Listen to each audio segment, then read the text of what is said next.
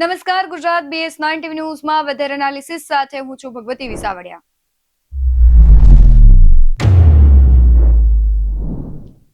4 થી 5 દિવસથી રાજ્ય અને દેશમાં ભારે વરસાદ વરસી રહ્યો હતો, પરંતુ છેલ્લા 24 કલાકમાં મેઘરાજાએ બ્રેક લીધો હોય તેવું વાતાવરણ સર્જાયું છે અને આગામી દિવસોમાં પણ હજુ ઘણા બધા એવા વિસ્તારો છે કે ત્યાં ભારે તો અતિ ભારે તો ઘણા એવા વિસ્તારો છે કે ત્યાં સાર્વત્રિક મધ્યમ અથવા છૂટોછવાયો વરસાદ પડી શકે છે। વિંડીના માધ્યમથી આપણે સમજવાનો પ્રયત્ન કરીએ કે આજે કયા વિસ્તારો છે ત્યાં વરસાદ પડી શકે છે। આમ તો આખા દેશનું આપણે વાતાવરણ જોઈએ તો એક સિસ્ટમ સક્રિય થતી હોય તેવું દેખાઈ રહ્યું છે।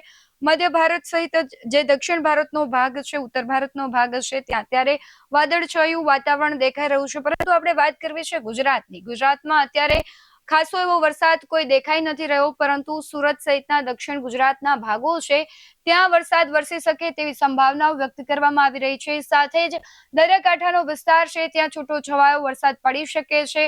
ઓખા સહિત દ્વારકા સહિત આપણે જોઈએ કે પોરબંદર, વેરાવળ, જુનાગઢમાં પણ વરસાદની સંભાવનાઓ દેખાઈ રહી છે। આ બાજુ ભાવનગર અને મહુવામાં છૂટોછવાયો વરસાદ પડી શકે છે, પણ ખાસ વરસાદ પડશે તેવું કંઈ દેખાઈ નથી રહ્યું।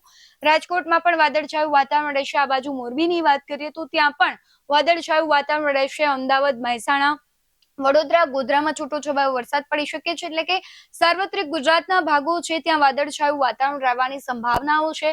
દક્ષિણ ગુજરાતની વાત કરીએ, સુરત, વાપી સહિત વલસાડના જે વિસ્તારો છે ત્યાં વાદળછાયું વાતાવરણ સહિત છૂટોછવાયો વરસાદ છે તેની સંભાવનાઓ દેખાઈ રહી છે। આજ સાંજ સુધીની વાત કરીએ તો જો ધીમે ધીમે સિસ્ટમ છે તે બદલાય છે અને સક્રિય થાય છે તો રાજ્યના ઘણા બધા એવા વિસ્તારો છે ત્યાં છૂટાછવાયા સહિત મધ્યમ વરસાદ વરસી શકે છે। પરંતુ આજ સાંજ સુધીની આપણે વાત કરીએ તો કોઈ એવો ખાસો વરસાદ નથી દેખાઈ રહ્યો। આવતીકાલે પણ અમુક એવા ભાગો છે, અમદાવાદ સહિતના ભાગો, જ્યાં છૂટોછવાયા અથવા મધ્યમ વરસાદ વરસી શકે છે, તો દરિયાકાંઠાના અમુક ભાગોમાં પણ છૂટાછવાયા સાથે મધ્યમ વરસાદ વરસી શકે છે। પરંતુ તમે જોઈ શકો છો કે આવતીકાલ થતા અહીંયા જે સિસ્ટમ સક્રિય થાય છે ઇન્દોર અને નાગપુર નજીકની, એ સિસ્ટમની અસર છે અમુક રાજ્યોમાં ખાસી એવી જોવા મળશે, પરંતુ ગુજરાતમાં તેની ભીતિ અત્યારે કોઈ ખાસ દેખાઈ નથી રહી। મુંબઈ અને સુરત સહિતના ભાગો છે ત્યાં વરસાદ પડવાની સંભાવનાઓ છે। આવતીકાલ સુધીમાં એ સિસ્ટમ અતિ ભારે વરસાદ છે ઇન્દોર સહિત, નાગપુર સહિત, આ બાજુ જયપુર અને જે જોધપુર એટલે કે રાજસ્થાનનો ભાગ છે ત્યાં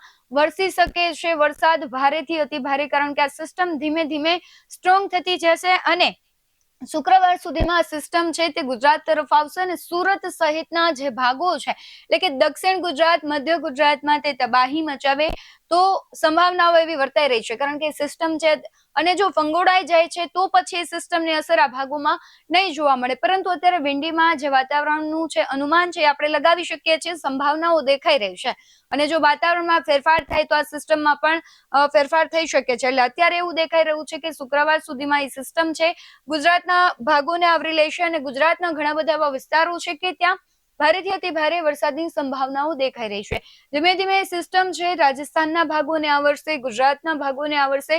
ખાસ કરીને આ વખતે છે સુરત અને વડોદરા પર ઘાતક અસર થવાની છે, એટલે કે વડોદરા, આણંદનો જે ભાગ છે, સુરતનો ભાગ છે, વાપી, વલસાડના વિસ્તારો છે અને મધ્ય ગુજરાતના મુખ્યત્વે જે ભાગો છે ત્યાં ભારે વરસાદની સંભાવનાઓ વ્યક્ત કરવામાં આવી છે।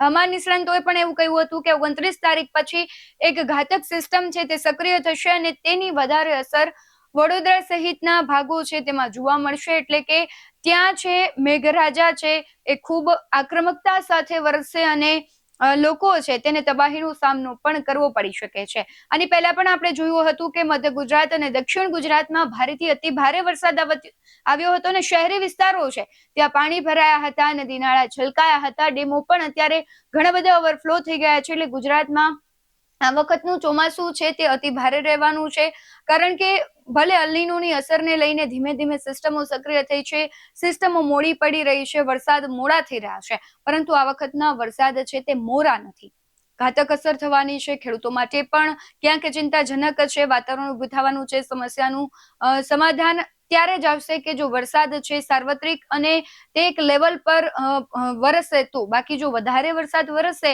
તો ઘણા બધા એવા ભાગો છે કે ત્યાંના ખેડૂતોને સમસ્યા સર્જાઈ શકે છે અને તેના ઉભા પાકમાં પાણી ફરી વળે છે, એટલે સમસ્યા થશે। અત્યારે પણ એવી કોઈ ખાસી સિસ્ટમ છે એક દેખાઈ રહી છે કે જેની અસર ધીમે ધીમે ગુજરાતમાં દેખાશે, પરંતુ આજ અને આવતીકાલ સુધીમાં કોઈ એવો ખાસો વરસાદ આવવાનો નથી। આ એક સંભાવનાઓ અમે કહી રહ્યા છીએ. બાકી તો વાતાવરણમાં પલટો આવે તો એ સિસ્ટમ સક્રિય પણ અચાનક થઈ શકે છે. જો તમારા વિસ્તારમાં વરસાદ હોય તો તે વિડીયો તમે અમને અમારા વોટ્સએપ નંબર પર મોકલી શકો છો. બાકી આવા જ વધુ અહેવાલો સાથે ફરી મળતા રહીશું. તમે અમારી યુટ્યુબ ચેનલને સબસ્ક્રાઇબ કરવાનું અને ફેસબુક અને ઇન્સ્ટાગ્રામ પર ફોલો કરવાનું ભૂલશો નહીં. બાકી નવી અપડેટ્સ મેળવવા માટે આપ જોતા રહો BS9 ન્યૂઝ. નમસ્કાર.